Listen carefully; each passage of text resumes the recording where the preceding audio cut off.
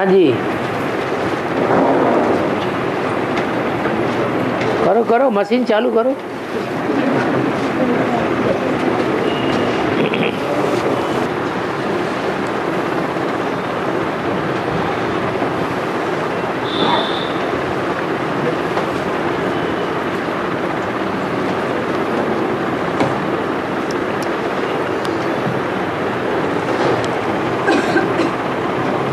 कोई का प्रश्न आया है,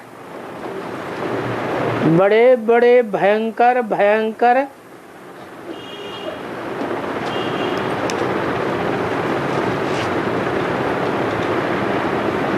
प्रश्नों के विवाद खड़े कर दिए।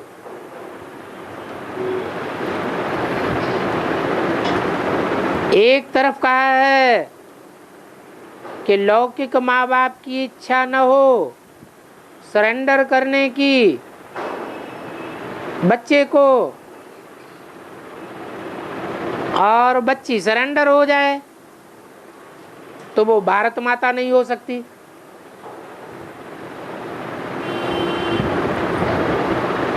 विदेशी है।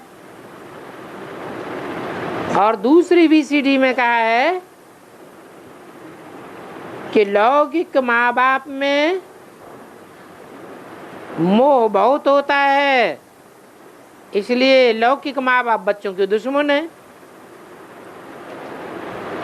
और ये भी कहा है कि ज्ञान में आने के बाद लौकिक वालों से न कुछ पूछना है न उनकी मत पर चलना है।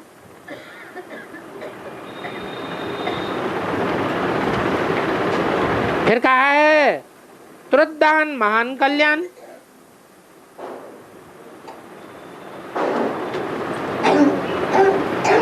अभी हम ब्रह्मा बाप के मुखवंशावली हुए तो हमको नया जन्म मिला, या पुराना जन्म कहेंगे।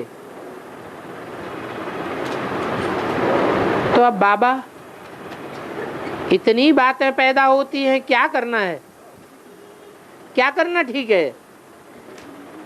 ऊपर के 5 पॉइंट में से कौन सी बातें ठीक है और कन्याओं को कौन से पॉइंट पर चलना चाहिए, क्या श्रीमत होगी, आप बताइए, आप ही समझाइए।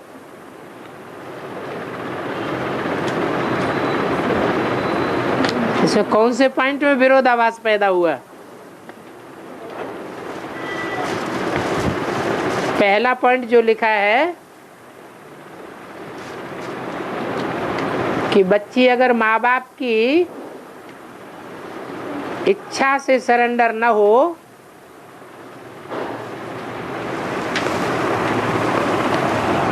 तो वो विदेशी है। अच्छा, और जो माँ बाप की इच्छा से सरेंडर हुई हैं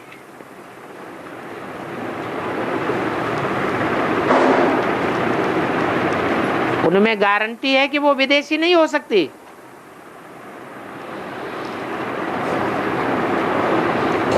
है गारंटी?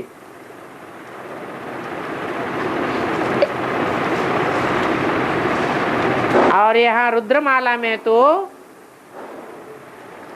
मोस्टली विदेशी विदेशी है या स्वदेशी भी हैं।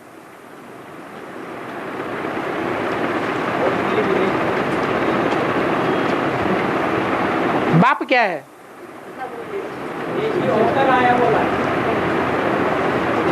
बाप भी विदेशी बनकर आया हुआ है। तो जब बाप ही विदेशी है तो बच्चे क्या होंगे? बच्चे भी विदेशी हो गए। लेकिन हद के विदेशी है या बेहद के विदेशी है? बेहद के विदेशी है।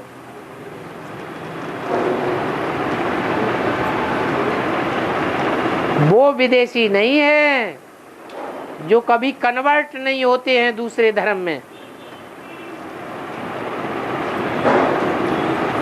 ये भारतवासी तो कन्वर्ट होने वाले हैं, सहज बुद्धि है इनकी, बड़े भोले भाले हैं। भोली बुद्धि होने के कारण उनको कोई भी कन्वर्ट कर देता है।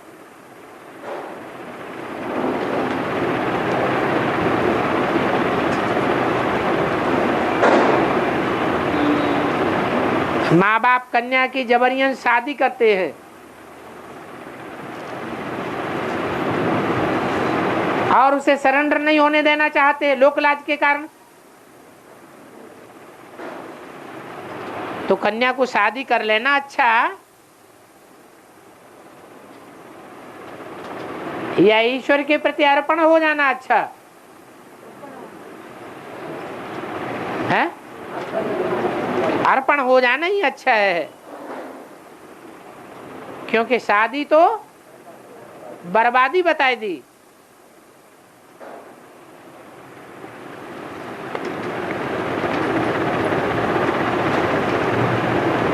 दूसरी बात बोली,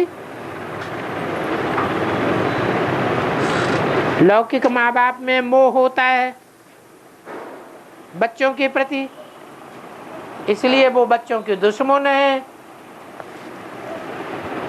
क्योंकि मोह के कारण पहले तो वो अर्पण करने के लिए तैयार ही नहीं होते, आनाकानी करते हैं। पता नहीं आजकल जितनी भी संस्थाएं धार्मिक निकल रही हैं, उनके प्रणेता सब धोखेबाज निकलते हैं, उल्टे पलटे काम हो रहे हैं। कहीं ऐसा ना हो कि हमारी बच्ची गलत रास्ते में फंस जाए, न इस दुनिया की रहे न उस दुनिया की रहे। इसलिए मोह आता है। चलो ज्ञान में चलते हो तो भी कुछ न कुछ संशय आता रहता है, क्योंकि बाप स्वयं गुप्त पाठ बजाय रहा है। बाप संसार के सामने प्रत्यक्ष नहीं हुआ है और बच्चे बाप को प्रत्यक्ष नहीं कर पाए हैं। खुदा न खास्ता बच्ची को हिम्मत करके सरेंडर भी कर दें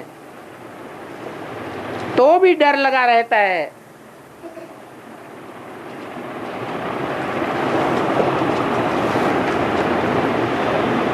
यहाँ तो सख्त विरोधाभास चल रहा है ब्राह्मणों की दुनिया में।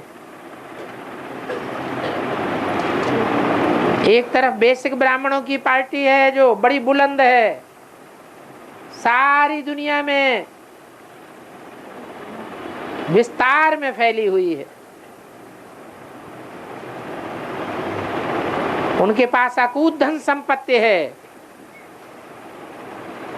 और विरोध बहुत करते हैं। दूसरी ओर जो शास्त्रों में लिखा है 5 पांडव, उनकी संख्या तो बहुत थोड़ी है और बड़े गरीब हैं। 3 पैर पृथ्वी भी उनको नहीं मिलते हैं।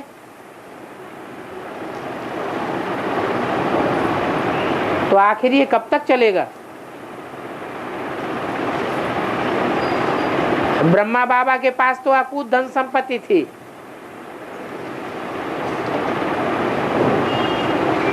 और यज्ञ में ढेर सारा आता भी था।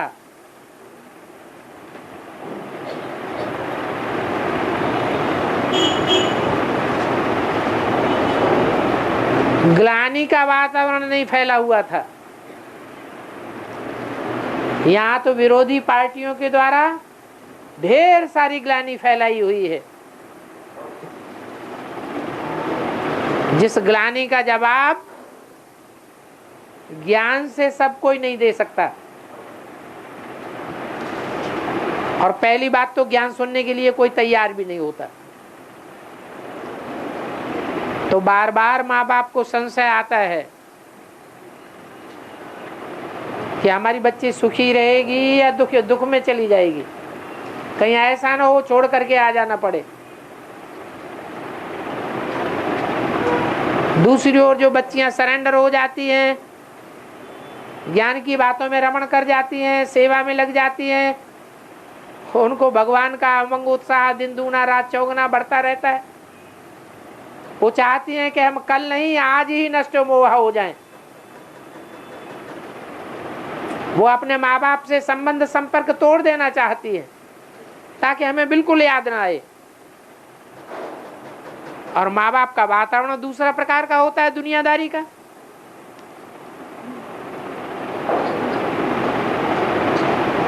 वो बार बार बच्ची को बुद्धियोग से खींचने की कोशिश करते हैं, मोह के कारण,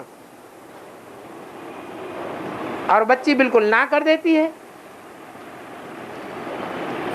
क्योंकि यहाँ तो पहली परीक्षा लास्ट ही है, फर्स्ट और लास्ट। कौन सी? नष्टो मोहा स्मृति लब्धा। तो जीवन की बाजी लगाई है, तन की बाजी लगाई है, धन की बाजी लगाई है, मन की बाजी लगाई है, संबंधियों और संपर्कियों की बाजी लगाई है। इसलिए थोड़ी लगाई है कि हम फेल हो जाएं, इसलिए बाजी लगाई है कि जो लास्ट और फर्स्ट परीक्षा है उस परीक्षा में पास होकर के दिखाएं। लौकिक दुनिया में और अलौकिक दुनिया में हमारा नाम बाला हो जाए।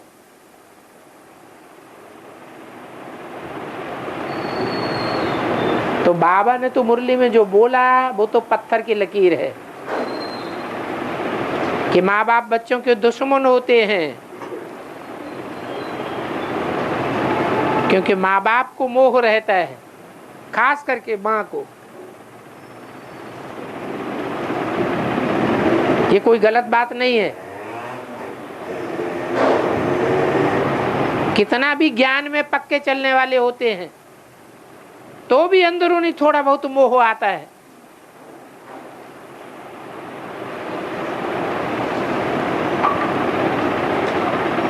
बाबा ने तो बोल दिया है, माताएं अगर मोह पर विजयी हो जाएं तो समझ लो वो पक्की विजय प्राप्त कर लिया। लेकिन ऐसा होता नहीं है, अभी तक तो हुआ नहीं। आगे चल के होना तो जरूर है।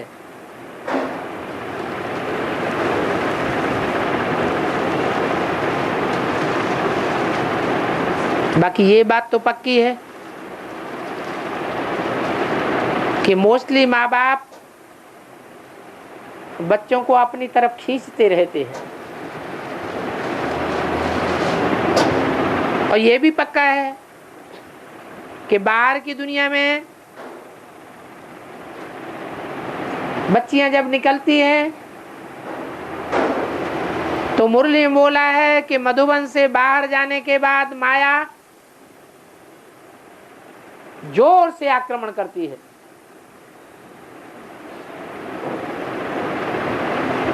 अच्छे अच्छे पुरुषार्थी हिल जाते हैं। जो कन्याएं अभी तक वापस लौट करके आई हैं उनमें 90% से भी ज्यादा के पोता मेल खराब निकलते हैं।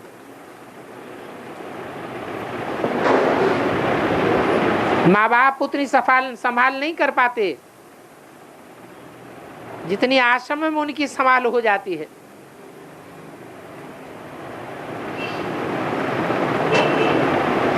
तीन एजेस होती है। ये उम्र संसार के आकर्षण के लिए अभिशाप है, या तो बाहर की दुनिया से बिल्कुल कट कर दिया जाए, सिनेमा भी न दिखाया जाए, उपन्यास भी न पढ़ने दिए जाएं, टीवी भी न दिखाई दिया है, रेडियो के फिल्मी गीत भी न सुनने दिए जाएं।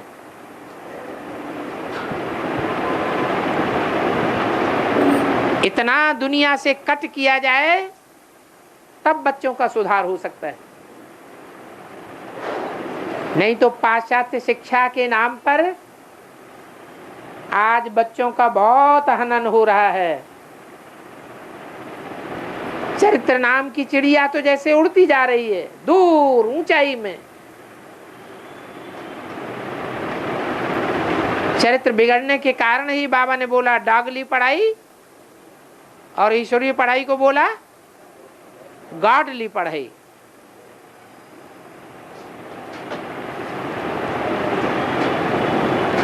तीसरी बात बताई है, ज्ञान में आने के बाद लौकिक वालों से न कुछ पूछना है और न उनकी मत पर चलना है।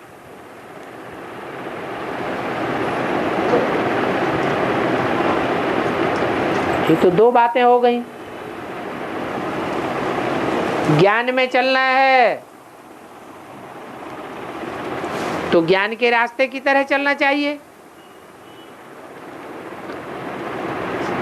दुनिया में चलना है तो दुनियावी रास्ते पे चलना चाहिए। तोड़ निभाने वाली बात अलग है। उसके लिए बता दिया कि दो नावें हैं, लौकिक नाव और अलौकिक नाव। लौकिक दुनिया की नाव पर हमें बुद्ध रूपी पांव तो रखना है दिखाने के लिए, लेकिन ज्यादा दबाव नहीं डालना है। बुद्ध रूपी पांव का दबाव किस तरफ होना चाहिए? अलौकिक दुनिया की नवैया की ओर। लौकिक नवैया का दबाव अगर छूट भी जाए तो कोई चिंता नहीं। जब तक हो सकता है तब तक तोड़ निभाना अच्छा है, क्योंकि हमारा लक्ष्य है सभी आत्माओं को ज्ञान में खींचने का, और हमको वरदान भी मिला हुआ है खास करके एडवांस वालों को कि हमारा पूरा का पूरा परिवार ज्ञान में चलेगा। तो जब हमें मालूम है कि चलेगा तो हम उनको अपनी तरफ से छोड़ कैसे सकते हैं? बाकी हम उनकी मत पर चल पड़े, ईश्वर की मत को छोड़ दें, ये तो असंभव है। ईश्वर की मत को अगर हम छोड़ देंगे फिर तो ना हम ना इधर के रहेंगे और ना उधर के रहेंगे। फिर तो समझो नई दुनिया हाथ से खिसक गई। जैसे दुनिया को मरना है, खलास हो जाना है, कब्रिस्तान में कब्र दाखिल हो जाना है, ऐसे हम भी कब्रिस्तान में कब्र दाखिल हो जाएंगे। नई दुनिया के नजारे तब तक ही हैं जब तक हम श्रीमत को पकड़ते हैं। श्रेष्ठ ते श्रेष्ठ मत किसकी है? श्रेष्ठ ते श्रेष्ठ मत देने वाला कौन है? और वो भगवान बाप ही है। ये बात जिनकी बुद्धि में बैठी हुई है, वो लौकिक दुनिया वालों की बात क्यों मानेंगे?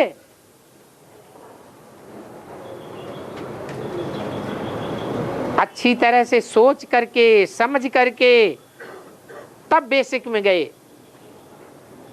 वहां भी देख लिया कि लौकिक दुनिया को छोड़ करके जो एक बार बेसिक ज्ञान में आ गया वो कभी भी वापस नहीं जाता है लौकिक दुनिया में।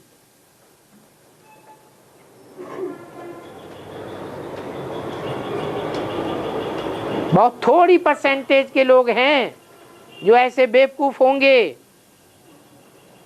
जो ईश्वरीय ज्ञान को सुनने के बाद फिर लौकिक दुनिया की तरफ मुड़ गए होंगे, कहें कि उन्होंने ज्ञान को समझा ही नहीं। और बेसिक में आने के बाद बेसिक को भी छोड़ करके जो एडवांस में आ गए, उन एडवांस में आने वालों को फिर बेसिक वालों ने अपनी तरफ कभी खींच नहीं पाया। कि जिसको ऊंची से ऊंची चीज मिल जाए फिर नीची तरफ उसकी नजर जाती ही नहीं।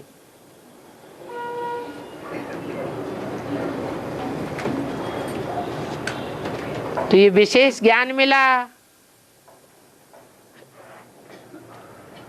विशेष रूप में भगवान का पार्ट पहचानने के कारण हमको भगवान मिला, भगवान की मत मिली। प्रैक्टिकल अनुभव भी होता है कि हमने जो पाया वो किसी ने नहीं पाया। लेकिन पाने का आधार क्या है? श्रीमत। जो जितना श्रीमत को पकड़ करके चलता है वो उतना ही गहराई में जा रहा है और प्राप्ति का अधिकारी बन जाता है, खुशी का अधिकारी बन जाता है। श्रीमत को ही ज्ञान कहा जाता है, डायरेक्शन कहा जाता है।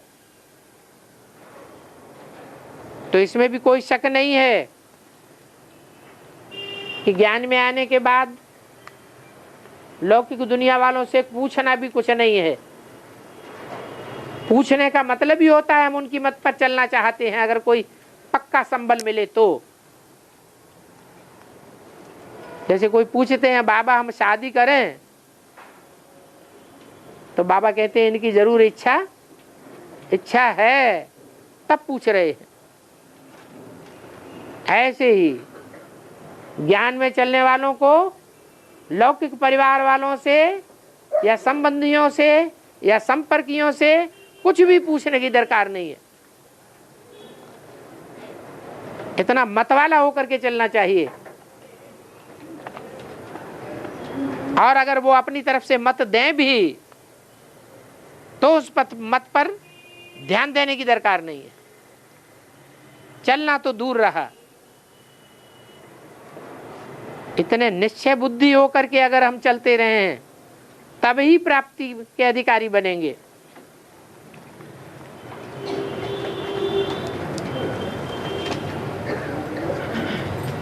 बुद्धि में बैठ जाता है कि हमने सच्चा रास्ता पकड़ लिया, अच्छा रास्ता पकड़ लिया, हमको वास्तव में भगवान मिल चुका है, सद्गुरु हमने पाया है। जन्म जन्मांतर की कोशिश करने के बाद, भक्ति मार्ग में ठोकरें खाने के बाद इस लास्ट जन्म में हमें सद्गुरु की प्राप्ति हुई। अभी तक जन्म जन्मांतर हम झूठे गुरुओं के चक्कर में फंसते रहे। जैसे ऐसा अनुभव हो जाता है, दृढ़ता पैदा हो जाती है, वो फिर एक सेकंड भी अपना क्यों गवाए? क्या करे? तुरंत दान महाकल्याण। निश्चय पैदा किया और तुरंत एक्ट में लाया। जितना देरी करते जाते हैं अर्पण में होने में, उतना ज्ञान का फाउंडेशन कच्चा होता जाता है। फाउंडेशन कच्चा हो जाता है तो उसके ऊपर की बिल्डिंग कच्ची होती जाती है। मजबूत बिल्डिंग खड़ी नहीं की जा सकती। इसलिए ये भी जरूरी है कि फैसला करने के बाद कल्याण के कार्य में तुरंत लग जावे।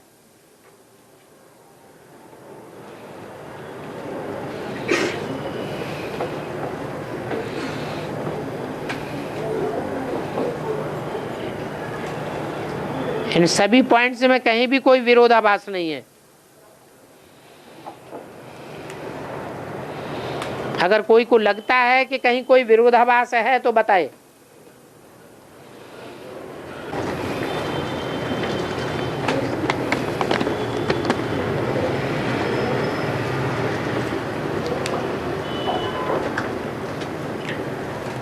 जैन धर्म में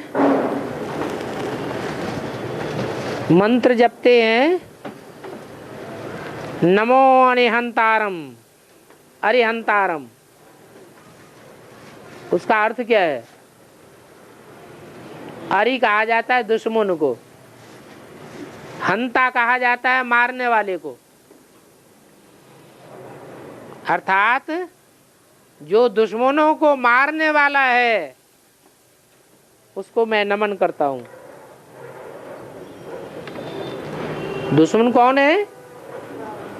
5 विकार, रावण। और रावण को मारने वाला कौन है? राम। तो उसको नमन करता हूं। ये मंत्र अच्छा है या खराब है? अच्छा ही तो है। नमो सिद्धानम, जो सिद्धि को प्राप्त कर चुके हैं, उन सिद्धि को प्राप्त करने वालों को नमन करता हूं। वो तो दुनिया नमन करती है। ब्रह्मा ने सिद्धि को प्राप्त नहीं किया, ब्रह्मा की पूजा नहीं होती है, ब्रह्मा के मंदिर नहीं बनते हैं, ब्रह्मा की मूर्तियां नहीं बनती हैं नमन करने के लिए, क्योंकि सिद्धि को प्राप्त नहीं किया।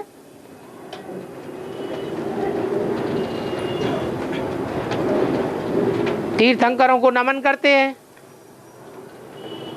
क्योंकि तीर्थंकर भगवान के रूप माने जाते हैं, उन्हें अरिहंत कहा जाता है।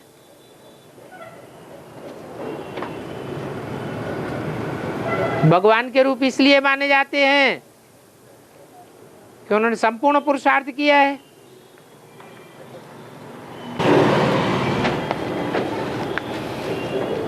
नमो उज्जैनम, उज्जैनी नगरी से बना है उज्जैनम। उत्त माने ऊपर, जिन माने जीतना, जैन माने जीतने वालों के फॉलोअर्स।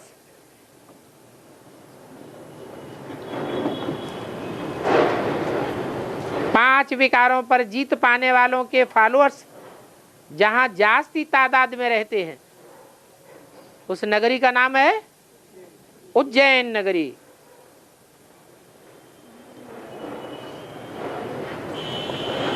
उनको नमन करता हूं।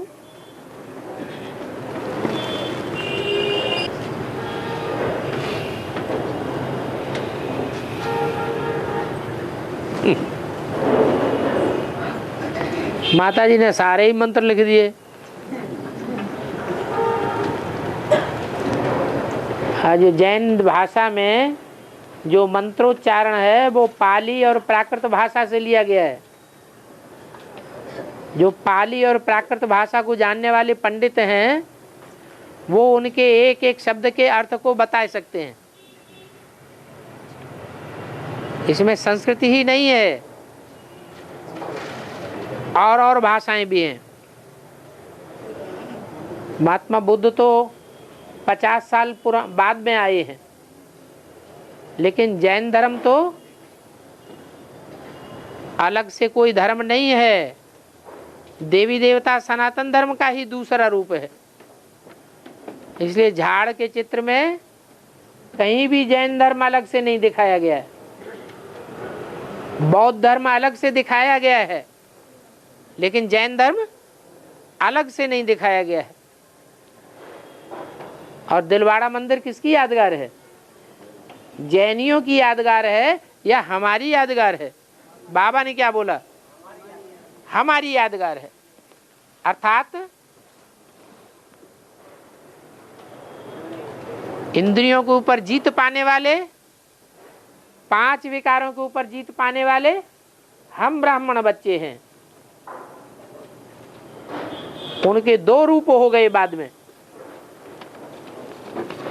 इसलिए दो प्रकार के मंदिर भी उनके मिलते हैं, श्वेतांबर और दिगंबर। श्वेतांबर मंदिर है ब्रह्मा बाबा और उनके फॉलोअर्स की यादगार, सफेद वस्त्र वाले। और दिगंबर, दिग माने दिशाएं ही जिनका, अंबर माने वस्त्र हैं, दूसरे कोई वस्त्र नहीं है। अर्थात जो अपन को क्या समझते हैं? नंगी आत्मा समझते हैं, देह का भान भुलाते हैं, जैसे वस्त्र है ही नहीं, अंबर है ही नहीं, वो ऊंची स्टेज वाले हैं। इसलिए दिगंबर जैनियों के मंदिर ऊंचे स्थान पर बनाए जाते हैं और श्वेतांबर मंदिर नीचे स्थान पर हैं। दिलवाड़ा मंदिर में भी दो प्रकार के मंदिर हैं, एक नीचे है और एक ऊपर बना हुआ। जहां कहीं भी जाएंगे जैनियों के दो प्रकार के मंदिर होते हैं, दिगंबर मंदिर ऊंचाई पे बनाए जाते हैं और श्वेतांबर मंदिर नीचे स्टेज में बनाए जाते हैं, क्योंकि श्वेतांबर पहले हुए हैं, उन्होंने नीची स्टेज की बेसिक पढ़ाई पढ़ी है, इसलिए नीचे नीचे हैं उनके स्कूल, जिसकी यादगार बना है मंदिर। और दिगंबर हुए हैं बाद में, ऊंची स्टेज की पढ़ाई पढ़ने वाले, इसलिए वो मंदिर बाद में ऊंची स्थान पर बनाए गए हैं। और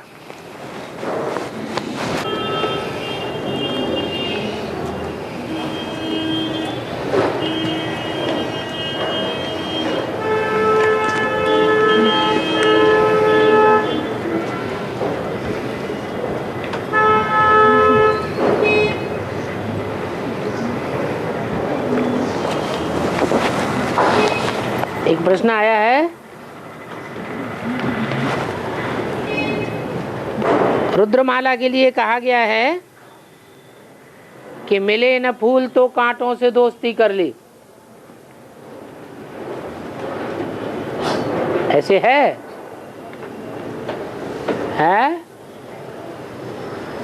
ऐसे है या नहीं है? है। किसने दोस्ती कर ली? है? शिव बाबा ने कांटों से दोस्ती कर ली। क्यों कर ली? क्योंकि फूल नहीं मिले, माने बेसिक में चक्कर लगाते रहे होंगे पहले, हैं?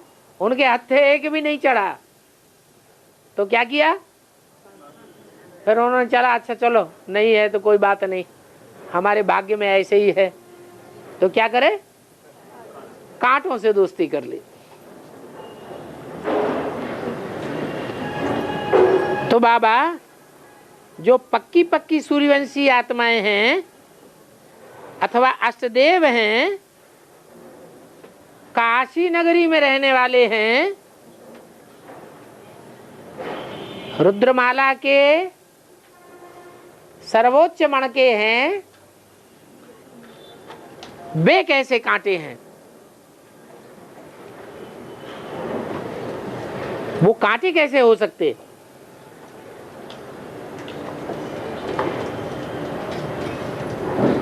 क्योंकि कांटे बनना तो अच्छा पाठ नहीं है ना।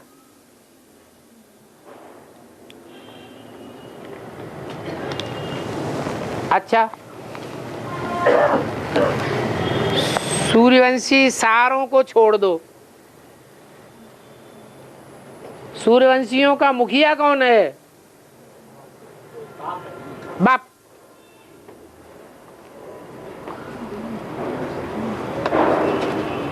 चंद्रमा की रोशनी में सारी रात कोई खड़ा रह सकता है गर्मियों के दिनों में, या सूर्य की रोशनी में छत्र छाया में सारा दिन कोई खड़ा रह सकता है? चंद्रमा की रोशनी में खड़ा रह सकता है, और सूर्य की रोशनी में खड़ा नहीं रह सकेगा। क्यों नहीं रह सकेगा? है? क्योंकि सूर्य खुद तपता है और दूसरों को भी तपाता बहुत है।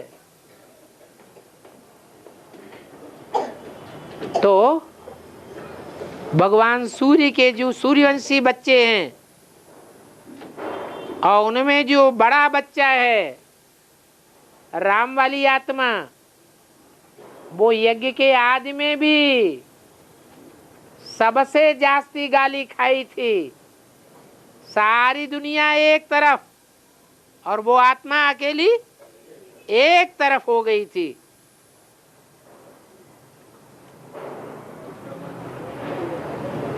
यहां तक कि बताया मुरली में उसकी लाश भी गुम कर दी गई।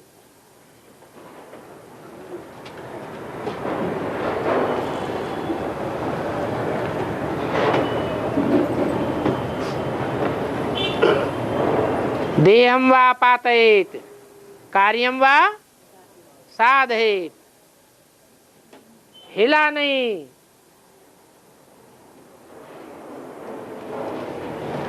इतना दुख दे करके गया। कौन सी पार्टी को है? कौन सी पार्टी को इतना दुख मिला? अरे जो ओम मंडली कही जाती थी, एक थी एंटी ओम मंडली और दूसरी थी ओम मंडली। वहां बोला बाबा ने, राम क्या हो गया? फेल हो गया। तो कम दुखदाई आत्मा थी या ज्यादा दुखदाई थी? है ज्यादा दुखदाई थी। बाबा उस समय उतना ज्ञान नहीं था ना। है वो बात अकेली उसी के लिए लागू होती है, औरों के लिए लागू नहीं होती क्या? बाबा कहते हैं तुम बच्ची यहाँ पढ़ी लिखी नहीं हो तो बहुत अच्छी बात है। जो पढ़े लिखे होते हैं उनकी तो बुद्धि बहुत चलती है। तो बुद्धिमानों को बुद्धिमान अच्छे लगते हैं, जिनकी बुद्धि बहुत चलती है, या बुद्धू बच्चे, भोले वाले बच्चे बहुत अच्छे लगते हैं? बुद्धिमान अच्छे लगते हैं? है? बाप है बुद्धिमानों की बुद्धि, लेकिन बुद्धिमानों को पसंद नहीं करता। किसको पसंद करता है? दिल वालों को पसंद करता है। और ये भी कहा है बाबा, ज्ञानी की आत्मा में मुझे विशेष प्रिय है। हाँ, ज्ञानी का मतलब यह है कि ज्ञान की बातों में विशेष रस लेने वाली। ज्ञानी थी क्या पहले? ज्ञानी थी या अज्ञानी थी? अज्ञानी थी। हाँ, बाप की बातों में, बुद्धिमानी की बातों में रस लिया, इसलिए कहा ज्ञानी तू आत्मा। तो यहाँ जो बात आई है कि रुद्रमाला के मणके बड़े बड़े कांटे हैं, सो झूठी बात है या सच्ची बात है? सच्ची बात है। ऐसे नहीं कि दूसरे वंश के ज्यादा दुखदाई बनते हैं।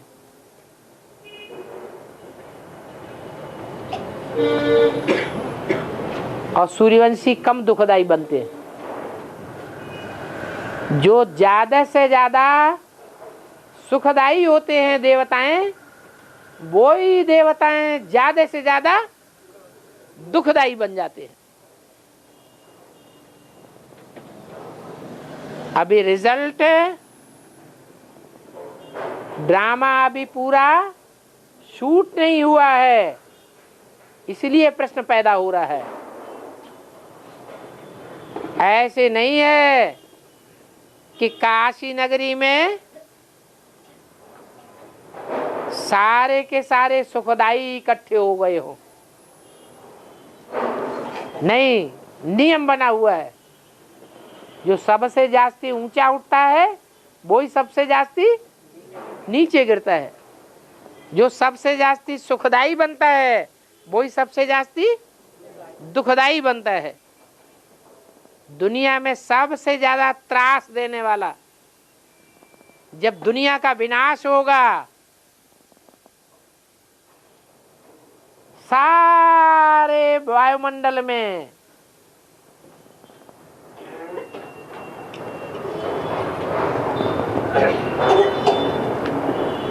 पृथ्वी, चंद्र, आकाश, नक्षत्र मंडल में सबसे जास्ती दुखदाई कौन साबित होगा?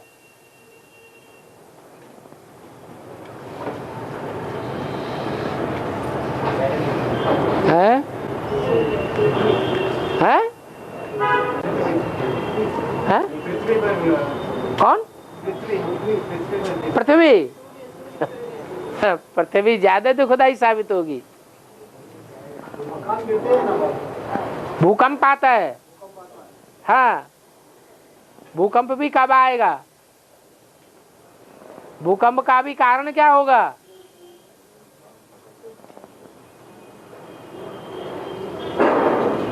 जो गर्मी पृथ्वी के अंदर भरी हुई है, वो गर्मी लावा बन करके बाहर कब फटेगी?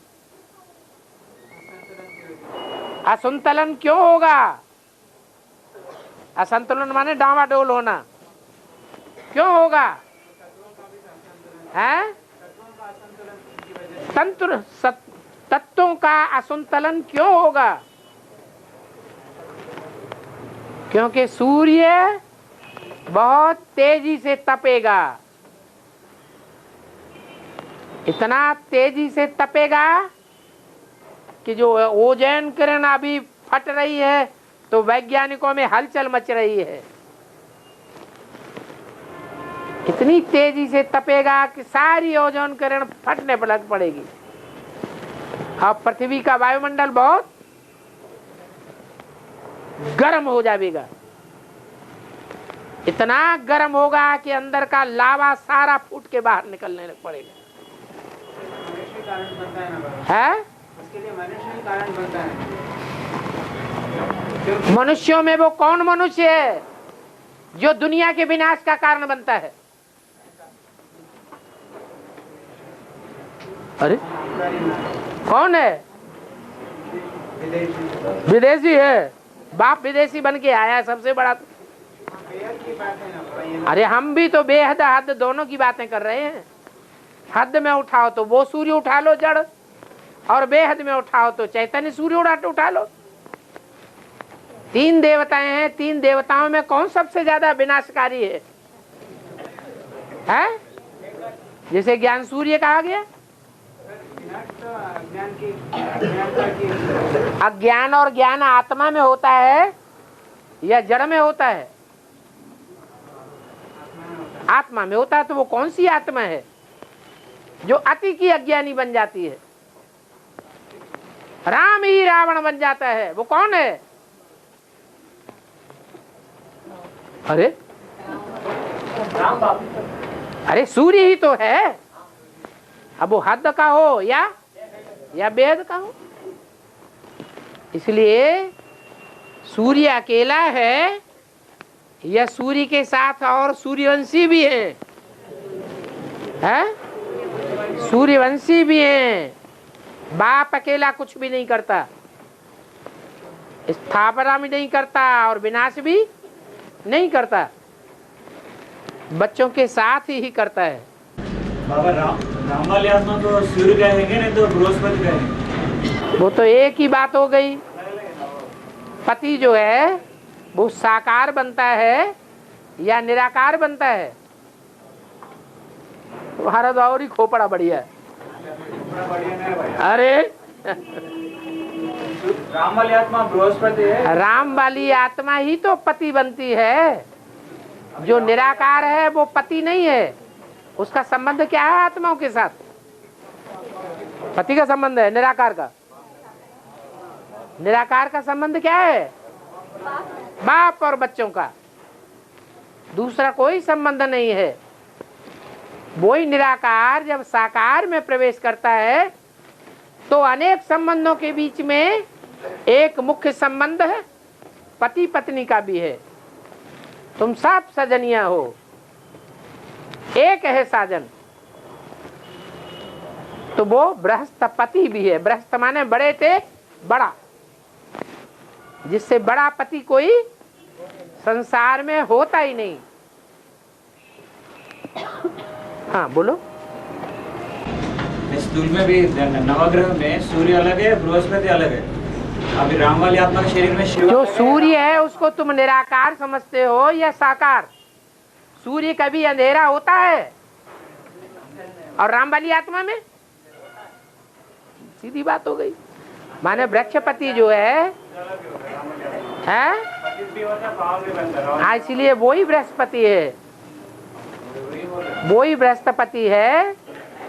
और उसमें प्रवेश करने वाला जो शिव है वो बृहस्पति नहीं है। और बाबा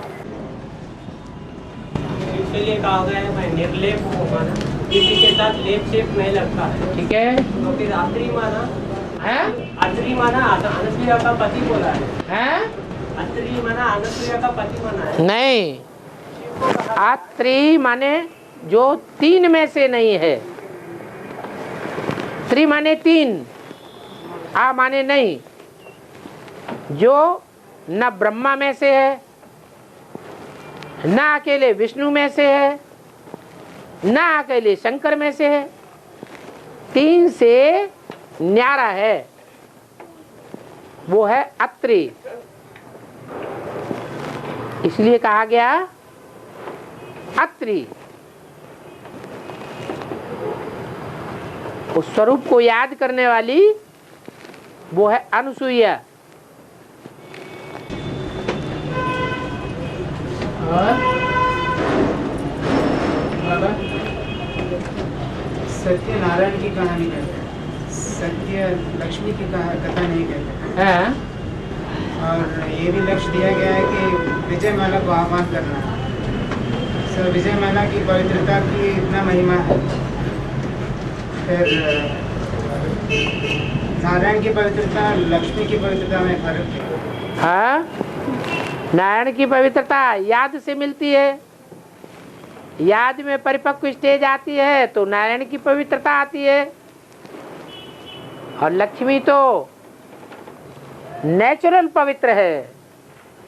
63 जन्मों में भी पवित्र है या अपवित्र है?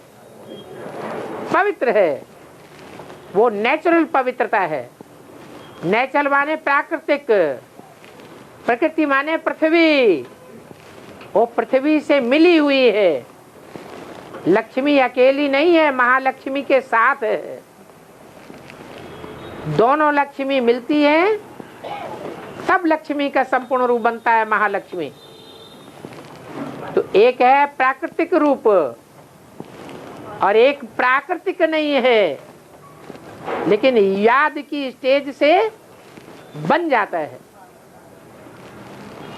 याद है सर्वोपरि।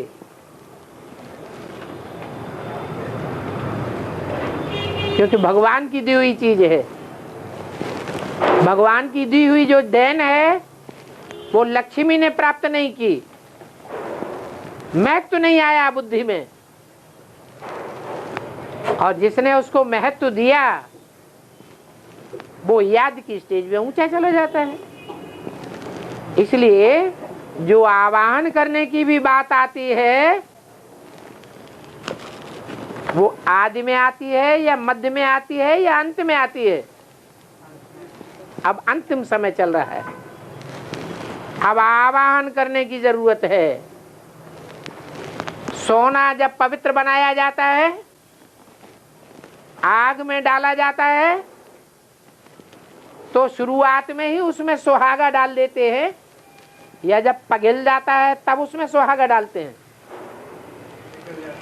पिघल जाता है तब सुहागा डालते हैं। ऐसे यहाँ भी है। ये याद की परिपक्व स्टेज होती जाती है। अब जरूरत है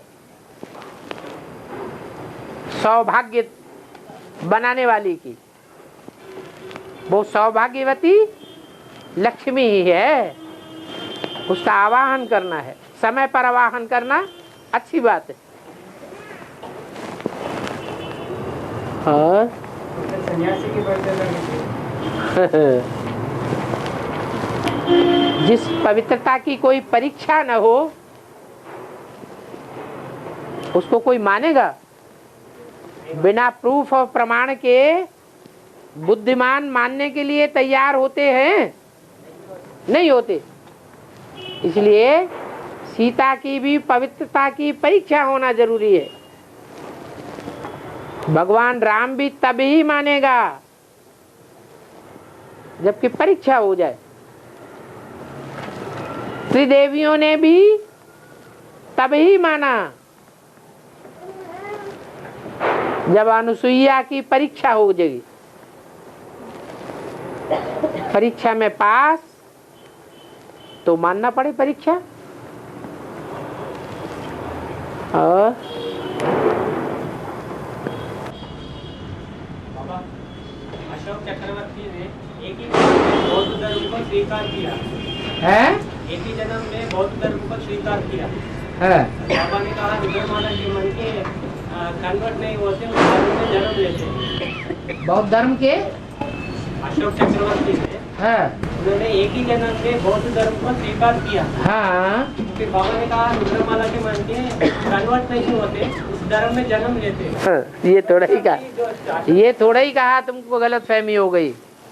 ये कहा कि रुद्रमाला के जो मणके हैं वो देवी देवता सनातन धर्म के मणके हैं या दूसरे धर्म के मणके हैं, तो वो तो कन्वर्ट होते ही हैं। वो नहीं कन्वर्ट होंगे तो फिर कन्वर्शन आएगा कहाँ से?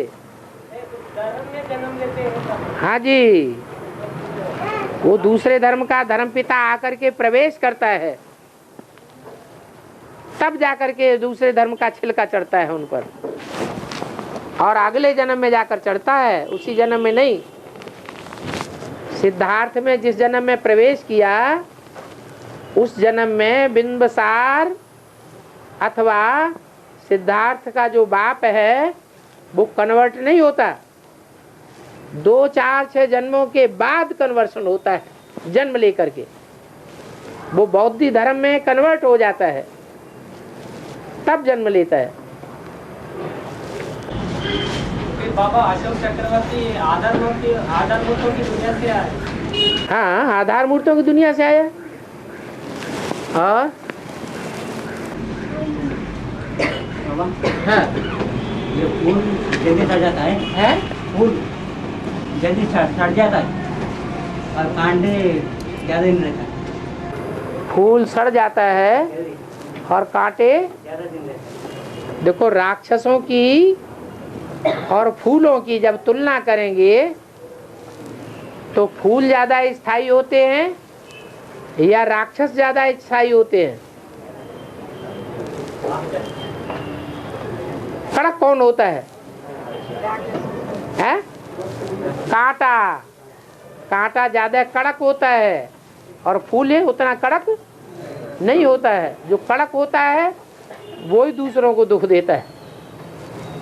इसलिए कांटे राक्षस बड़े हैं। गुलाब का फूल पहले निकलता है या कांटे पहले निकलते हैं?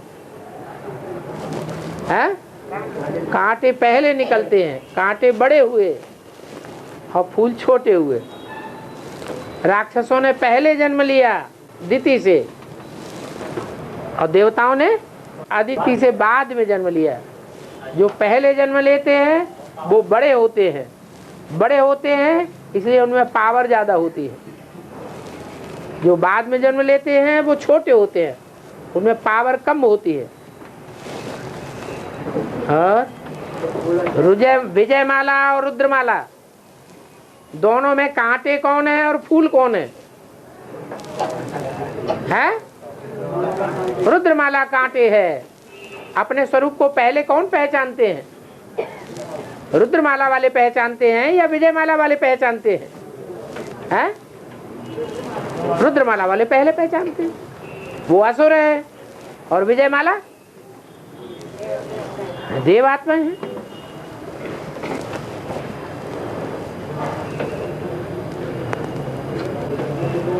कंट्रास्ट के हिसाब से कहा जाता है, टोटली नहीं कह रहे हैं। और हाँ, ब्रॉड ड्रामा में त्रेता युग में उतरने वाले आत्मा है, त्रेता में उतरने वाले आत्मा है पहली बार, और द्वापर में भी उतरने वाले आत्मा है, और पहली बार कलयुग में भी उतरने वाले आत्मा है। इन सब आत्माओं की पवित्रता में फर्क क्या है? जो कलयुग में उतरती हैं उनमें 4 कला से भी कम प्योरिटी होती है। जो द्वापर में उतरती हैं उनसे 8 कला से भी कम प्योरिटी होती है। जो त्रेता में उतरती हैं उनसे 14 कला से भी कम प्योरिटी होती है। जो सतयुग में उतरती हैं उनसे 16 कला से भी कम प्योरिटी होती है। जो संगम युग में ही उतर आती है उनमें 16 कला से कम नहीं, कितनी? पूरी 16 कला से प्योरिटी होती है। और बाबा अभी तो बताया मूर्ति का परिचय है, अभी तो बाबा बताया मूर्ति का परिचय। हाँ प्रजापिता को शंकर नहीं कहेंगे, है, प्रजापिता को शंकर नहीं कहेंगे, प्रजापिता को शंकर नहीं कहेंगे, बिल्कुल क्लियर बात। शंकर अलग पार्ट, प्रजापिता अलग पार्ट। प्रजापिता भिखारी को कहा जाता है। 500-700 करोड़ प्रजापिता, प्रजा का पिता है। माना द्वापर युग के आदि में 10 करोड़ आबादी थी, उस समय प्रजापिता नहीं कहा जा सकता। उस समय तमो प्रधानता थी या रजो प्रधानता की आदि थी? रजो प्रधानता की आदि में प्रजापिता नहीं कहेंगे। कब कहेंगे? अंत में एकदम जब तमो प्रधान हो जाए तब कहेंगे प्रजापिता। प्रजापिता माने कितने का पिता है? 500-700 करोड़ का पिता। या तो सर्वोपरि वो बीज जबकि सारा वृक्ष भी नहीं होता है, जिस बीज से सारा वृक्ष निकलना आरंभ होता है, तब है प्रजापिता। बीजारोपण के टाइम पर पिता, अथवा जब वृक्ष पूरा बड़ा हो जाए, उसमें से फूल, फूल से फल और फल भी पक जाए, तो पकने के बाद उसके अंदर जो बीज है वो फल से भी, फूल से भी, टहनियों से भी, पत्तों से भी, तने से भी, जड़ों से भी अपने को डिटैच कर ले, कोई अटैचमेंट न रहे, तब कहेंगे प्रजापिता। आदि में भी प्रजापिता और अंत में भी प्रजापिता। और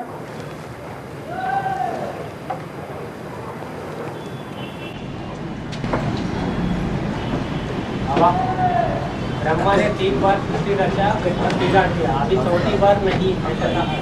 हाँ, तो फिर युग 4 है, इसीलिए 4 बार रचा। मैंने अभी कौन सा युगों को बिगाड़ दिया, अभी कौन सा युग का सन 76 में कौन से युग की पूर्ति हुई शूटिंग की?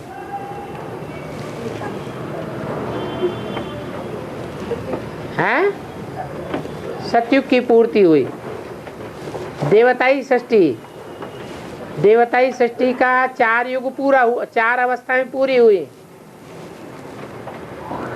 तो बिगाड़ दिया। त्रेता युगी षष्ठी 76 से 87, जितने भी थे उस समय तक, जो भी एडवांस पार्टी में नए नए निकले, वो सब 86 में 86 हो गए। फिर 87 से नई 87 नई षष्ठी की शुरुआत। द्वापर युग 98-99 में द्वापर युग की शूटिंग भी पूरी हो गई, वो भी खलास। 2004 में 3 में आसुरी जो ब्राह्मणों की षष्ठी है, जिसने सब खत्म कर दिया, कलह क्लेश की दुनिया, ब्राह्मणों की दुनिया में एडवांस में भी, वो भी खलास।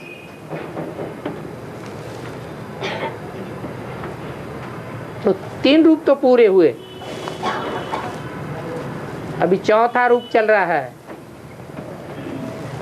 उसे खलास होने का जब तक टाइम आएगा, तब तक वैष्णव देवी प्रत्यक्ष हो जाएगी। बाबा तो स्थापन करने आए थे, स्थापन करने। हाँ, शूटिंग को क्यों बिगाड़ना पड़ा? और क्या बिगाड़ना पड़ा? बिगड़ कहाँ गया? बना ही नहीं। बना कहाँ था जो बिगाड़ना पड़ा? शूटिंग हो चुका तो कोई प्रैक्टिकल थोड़ा ही हो गया। शूटिंग ऐसे थोड़ा ही होता है कि 4 सीन की शूटिंग की जाती है, तो चारों सीन की शूटिंग एक बार आवृत हो गई तो पूरी हो जाएगी। नहीं, वो शूटिंग का काम तब तक चलता रहता है जब तक परिपक्वता ना आ जाए। तो ये परिपक्वता का कार्य चलता ही रहेगा। जब तक जीना है तब तक पीना है। रिहर्सल कहो, शूटिंग कहो, रिकॉर्डिंग कहो, ये चलती ही रहेगी। नहीं, ये कहा गया है ना बाबा, आत्मा में ही 84 जन्मों का पॉइंट रिकॉर्ड होता है, मतलब होता होगा। तो फिर उसमें 4 युग भी शामिल है। हाँ, तो फिर ऐसा विनाश होते है, ऐसा विनाश हो गया जो। कहाँ विनाश हो गया? मतलब बनाई कहाँ था जो विनाश हो गया? जब तक शुरू में बने नहीं तब तक चलता रहेगा। और